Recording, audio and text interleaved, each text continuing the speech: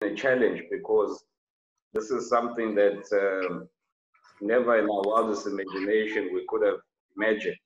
It's unprecedented. So we almost have to wing it, if for lack of a better word, you know.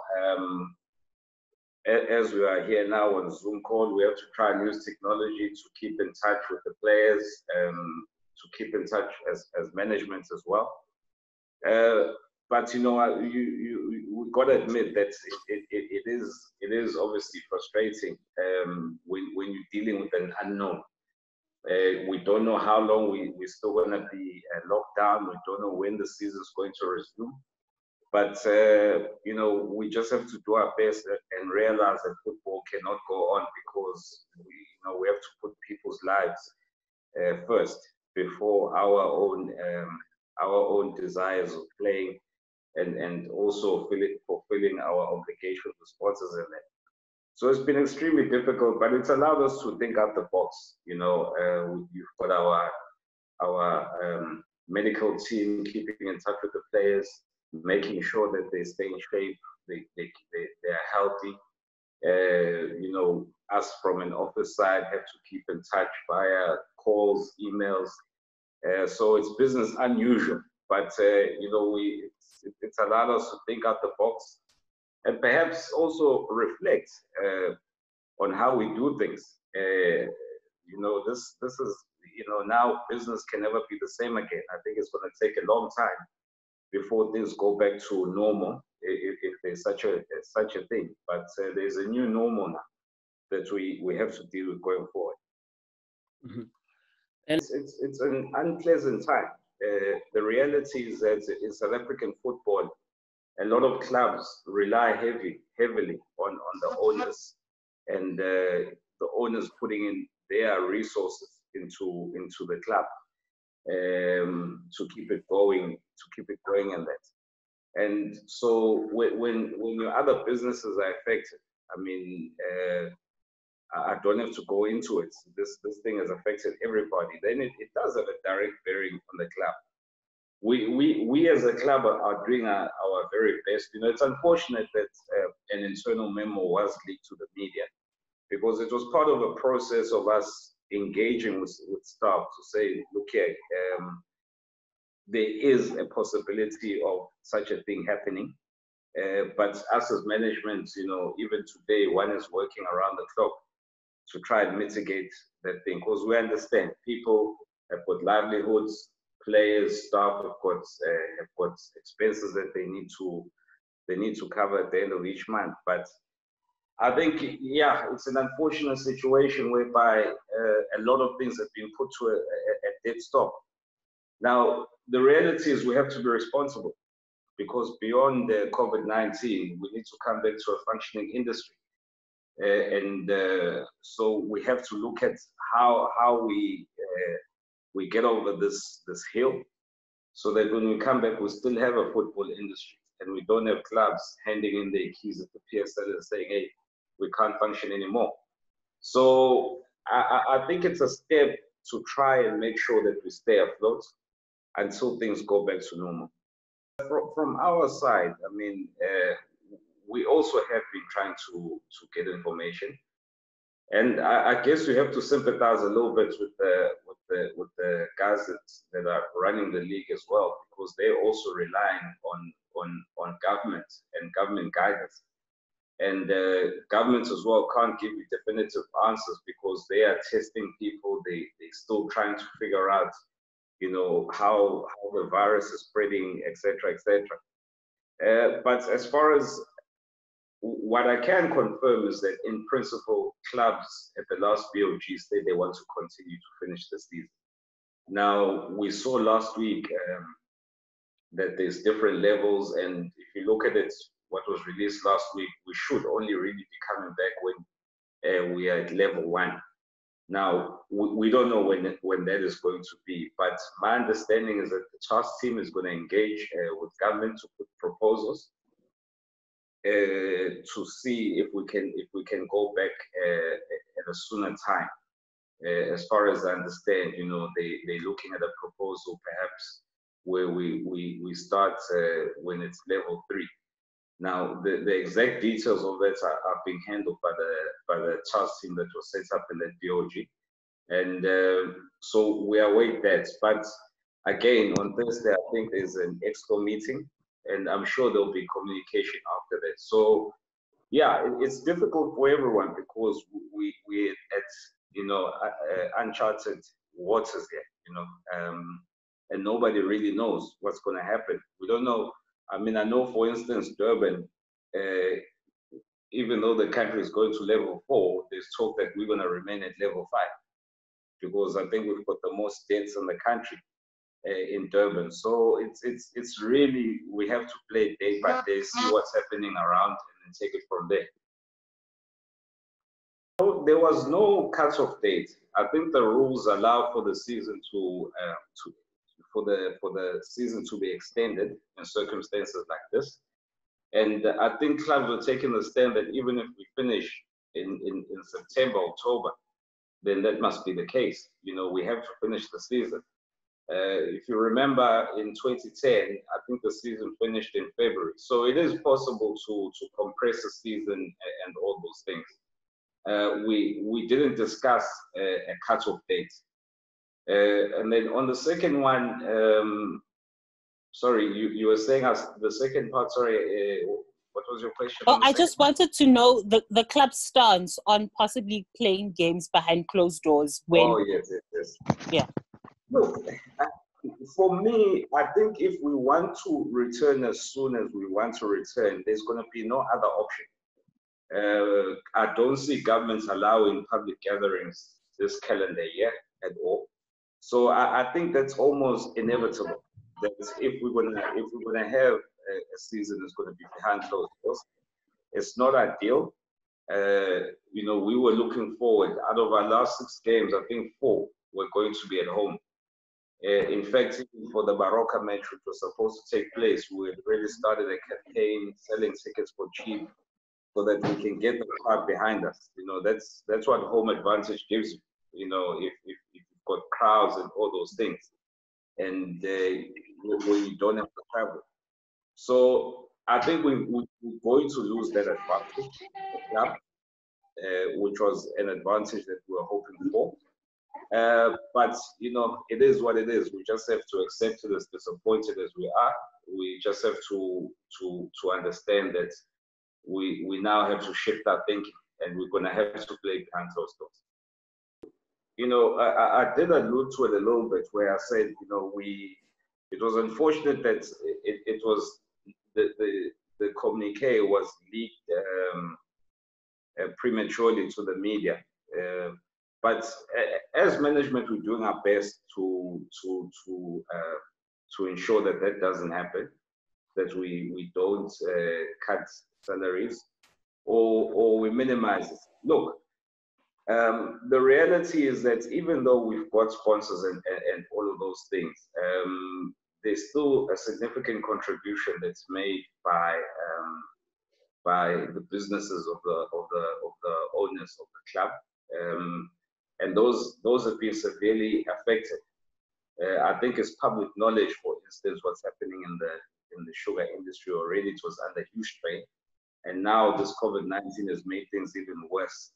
So we're working at it. We're trying to find ways of covering whatever shortfalls may arise, and we'll be engaging. I've been engaging with the players' representatives on an ongoing basis, and tomorrow, you know, we'll be making further communication with them. But the critical thing is we're still making follow-ups on certain avenues to try and avoid any salary cuts.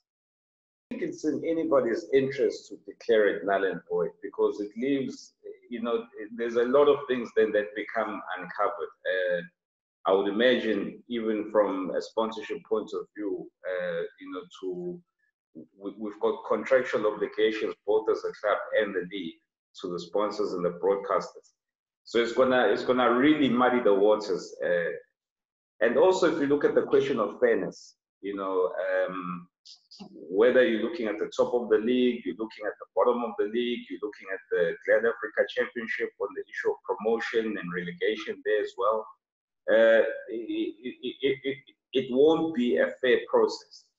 So as AmaZulu, we support the notion of going and finishing the season. And yes, definitely it might affect next season because we might eat into that time. But I think with the circumstances as they are, we're all going to make sacrifices. But we wouldn't be in support of rendering the season null and void. I think it will create many complications, as there have been complications now as we speak. We've applied to the TERS, the temporary employment or unemployment relief scheme under UIF. So we did apply to that. And there's also other avenues. As I said, we are following. The president last week did speak about a 200 billion rand fund for small business, which we're also going to be applying to. So we've taken all those avenues. You know, as I said to you, we're doing our best to try and keep things afloat. So we have for now applied for those two schemes. Editor. The first one, I think the issue of salary caps, you hit the nail on the head, and I think this crisis we are in now is gonna hopefully it's gonna accelerate that process. I think what happened is that obviously the PSL was formed, and then with the World Cup now. During the World Cup, you know, it was good times. You know, companies all wanted to be involved in football. There was a lot of money thrown at the clubs. And then we've had, in the past couple of years, the financial crisis. So now companies started pulling out of football. But now what didn't happen is that the wages and salaries of players did not drop as well. So it put more strain now on owners to try and cover that particular gap. So I think now it's, for me personally, it's time we actually now take that thing seriously, because football clubs need to have a life of their own, you know, like any other business. It has to be sustainable. You've got to live within your means. And these are things that are being done now all over the world, where, for instance, in Spain, I know you're not allowed to spend more than 65% of your turnover on salaries and wages. And if you do that, there's huge fines and being banned and all those things. And I think we need to accelerate that, because what's happening now is that a lot of clubs are living way beyond their means as a football club. And we need to look at that. Why be involved in football? I think we all have different reasons. From our side as AmaZulu Football Club, it was really to give back to the people of KZN. As I said to you, we are heavily involved in industries such as the sugar industry and property industry in the province.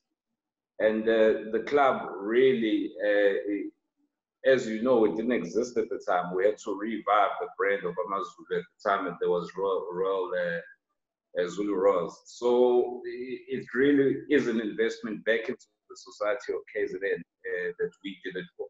So that's why we got involved in the business of football. But I think this situation has shown that we really need to look at how we run our finances and the economic model of football clubs, so that they're sustainable on their own. Okay. You see, it's very tricky in South Africa, because a lot of players have got agents and intermediaries and all those things. Now, so when you go and you negotiate a player's contract, he comes there with his representative, and that person is mandated to look after the player's affairs. So now in a situation like this, those are the people that we've been communicating with, the people that were brought by players to be representatives of those players. Now, I see obviously the players' union, they've taken a stance of going to the media, making media statements, and not contacting the club directly. None of my players have said to me, look, Lunga, please engage with the players union. All of them are saying engage with my agent, whether it's pro sports, whether it's you know, the agents in the market. So those are the two things that I'm waiting for. We've got no problem with engaging with the players union, but they have to come here with a certain mandate. And if they want to know, you know, I'm very worried that I cannot engage with them at a professional level where I'm giving them confidential info because they seem to love the paper so much. So now they want to see things, and then next thing they come to you guys and say, hey guys, look what Lunga showed us, and this is what Lunga told us, and then it's in the media again. So that's my worry with the players union. We will comply with, and it's something that we can afford. I think the idea is that we want to work very closely with the Department of Health as football, but it's something that we will have to make means. We'll also have to check with the medical covers that we've got and see perhaps if it is covered there, but we'll make sure that it happens.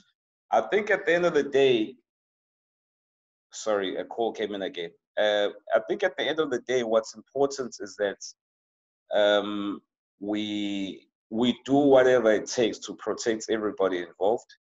I mean, and I'm going into the second part of your question. You know, the reality is, yes, the rest of society might not have been tested.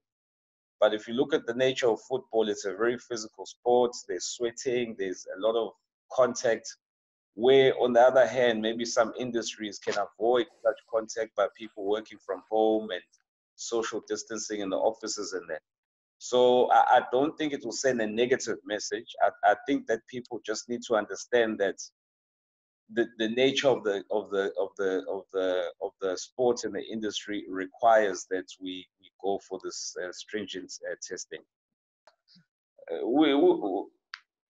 I think we've got a very good group of players that understand the situation for what it is. You know, at the end of the day, the survival of the club beyond COVID-19 is of utmost importance. We're employed by the club.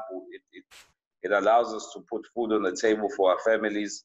So this stance is taken to protect that going forward. You know, it's no use straining the club, and as I'm saying, you know, getting to a point where you now tomorrow you're not able to, you're not able to have a club, or you don't have a club. So I think they've taken a very mature and understanding stance. And as we said, it's not just going to affect AmaZulu Football Club. It's going to affect many, many clubs in the league. And clubs are doing this so that we've got an industry tomorrow. Things weren't finalized. The process was still ongoing. And then Corona came. So for now, you know, we're giving full support to Mr. Ayanda Dlamini as a caretaker coach. As soon as things go back to normal, if there's going to be such a thing, we'll await for the chairman of the club and the people that have been mandated to do the consultation to give us word on the way forward. So it's not something that's finalized now, but in the meantime, we're working very well with Ayanda Dlamini on that particular matter. It's a breach of contract matter that we forwarded to the PSL DRC for breach of contract. You know, it was very disappointing the way that things did turn out, because I think we had a good open relationship with Mr. Kenyeza. So the way that we parted really did leave a sour taste in our mouths, but we've taken the matter to the DRC, and they will deal with it. I think if the health department approves us playing, they will do that after doing obviously their own investigation. So you can't as a player then come and say you don't want to comply with your contract. You know, I don't think they will allow us to play unless they see that it's safe to do so. So I don't think that would be an option. I mean, that would be a straight breach of contracts if you as a player come back and say, no, no, no. Despite what the experts are saying, I don't want to play. You know, that's going to be a very difficult matter, or it's going to be a legal matter then if that should happen. And honest with you, Monique, it was the players that actually approached me and asked, please, boss, can you allow Monique to assist Ayanda Dlamini? Monique is a good motivator. He's well connected with the players, hugely experienced, and he's a good personality to have in the change room as well as on the bench. So what tomorrow holds, I'm not sure, but I wouldn't rule that out completely for him to move into coaching. I think he would be a great coach, but we need to take guidance from him. You know, he hasn't officially told us that he's retiring. He has mentioned it here and there, but there hasn't been any official word. So for now, we take him as a player. Majoro, is he back? Is he going to be back after this? Yes, Majoro will be back. Everyone will be back training together. We had already started immediately when the virus started. We were working closely with the Department of Sports and Rec, mostly on the messaging side, but also on the community side. You know, our players, along with SPAR, we're running a campaign whereby we're collecting food and encouraging other people to collect food and milk and eggs and all those items at each individual SPAR store. So it's something that we continue to do, you know, and we will be going at the end of that particular campaign to hand the food to the needy.